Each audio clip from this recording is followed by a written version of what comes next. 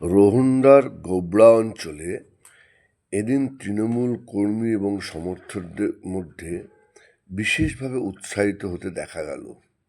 তারা ঈদের আগের দিন রাত্রে রথীন ঘোষের সমর্থনে বিশাল বিশাল নির্বাচনী ব্যানার টানায় এবং ঈদের শুভেচ্ছা রথীন ঘোষ জানায় সেই রকম ব্যানারও তারা টানায়। দেখতে পাচ্ছেন মই বেয়ে নারকেল গাছে উঠে তারা ব্যানার বাজছে, কর্মী এবং সমর্থকরা মিলে তারা এতটাই উৎসাহী এবং তারা বলছে এবারে রথীন ঘোষকে আমাদের বুথ থেকে 100% আমরা লিড দেবো, এটা আমরা নিশ্চিত করে বলতে পারি।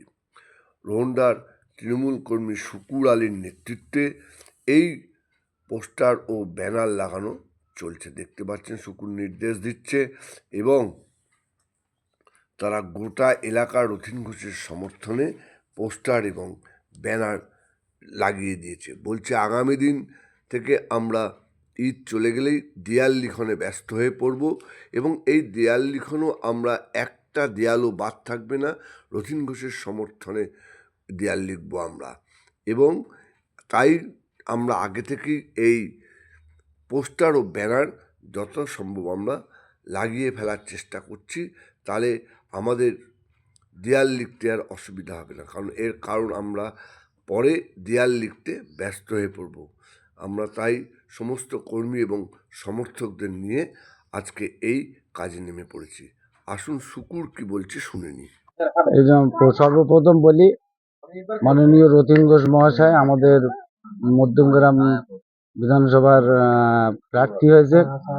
মমতা ব্যানার্জির স্বনামধন্য প্রার্থী, আমাদেরও দাদা। আমরা অনেকবারই গত 3বার ভোট দিয়েছি। এই 4র্থবারের জন্য আমরা জেতাবো।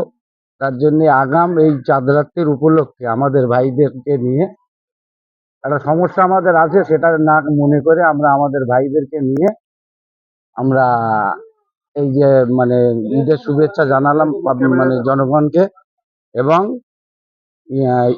ঈদের পরে আরেকটা অনুষ্ঠান আমাদের করব, তাতে আরো রথীনদা হয়তো থাকবে। আমাদের ভাইরা রথীনদাকে আগাম শুভেচ্ছা জানালো এবং আমাদের পঞ্চায়েতের যে সমস্ত নেতারা আছে তাদের সঙ্গে আমাদের না কথা বলেই ধরেন এইটা হয়তো অনেক কোনো কথা হবে যে কেন করলো। এর আমাদের করার কারণ হলো আমাদের বুথটা 2008 সালে যাই একটু, সেই 8 সাল জিতেছি, 11 জিতেছি, 9ও জিতেছি, কিন্তু 13-র পরের থেকে আর জেতে না। বিরোধী শক্তি আইএসএফ এর মেম্বার আছে। তার জন্য আমরা রথীনদা আমাদের লোকসভার কিছুদিন আগে 7-8 দিন আগে জয়েন করায় আমরা বলেছিলাম হয়তো আমরা পারবো না, সেটা পারিও নি, 38 ভোটে হেরে আছি। সেই মারফত এখন পরিস্থিতি অনুযায়ী আমরা ভাবলাম এবার কি সেই ব্যবধান কাটিয়ে জয়ের ব্যবধানে আসবে? তার জন্য আমরা চেষ্টা করব রথীনদা যাতে আমাদের গোবরা, আমরা বাড়ি বাড়ি যাচ্ছি, আমাদের ভাইরা আরো যাবে। ভোটের আগ পর্যন্ত আশা আছি আমাদের রথীনদার লিড দেব। প্রচারে ব্যাপক সাড়া, রথীনদার জন্য খুব মানুষের টান আছে, মানুষ যে রথীনদা কাজ করেছে খুশি।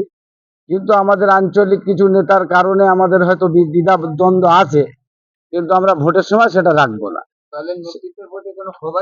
না, আমাদের গ্রামের হয়তো ক্ষোভ আছে, কিন্তু কোনো উপর নেতৃত্বের উপরে ক্ষোভ নেই। কেন মণি ভাই আছে এখন নতুন সভাপতি, আমাদের ব্লক সভাপতি, তানার হাত ধরেই বা রথীনদার হাত ধরেই আমাদের ভাইরা রাজনীতি করছে।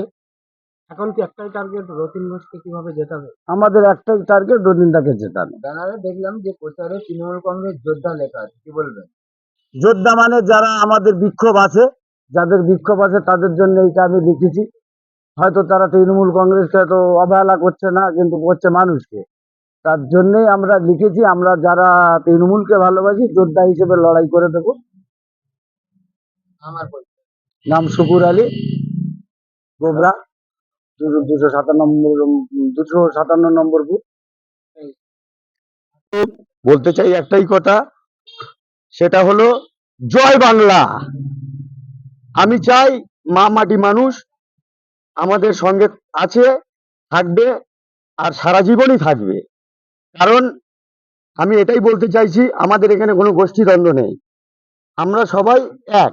যে ভোটে হেরে আছি সেটা হলো 38 ভোটে হেরে আছি। আমরা চাইবো আগামী ইলেকশনে আমাদের রতিন সাহেবকে মিনিমাম 50 ভোটে জিতিয়ে দেওয়ার জন্য আমরা টার্গেট রেখেছি। তার জন্য গোবরা 257 নম্বর বুথ থেকে আমরা টার্গেট রেখেছি মিনিমাম ওইটাকে মিটিয়ে দেওয়ার পরে 38টা ভোট হার যেটা আমাদেরকে হয়ে আছে। আমরা এর আগেও সাহেবকে বলেছিলাম, রতিম সাহেবকে বলার পরেও আমাদের এই জায়গাটা আমরা রাখতে পারবো না বলে মানে দুঃখজনক আবেদন করেছিলাম যে আমরা হয়তো কিছু সময়ের জন্য এই জিনিসটাকে আপনার এই কথাটা রাখতে পারবো না, কিছু সময় ছোটখাটো আমাদের এখানে সমস্যার জন্য।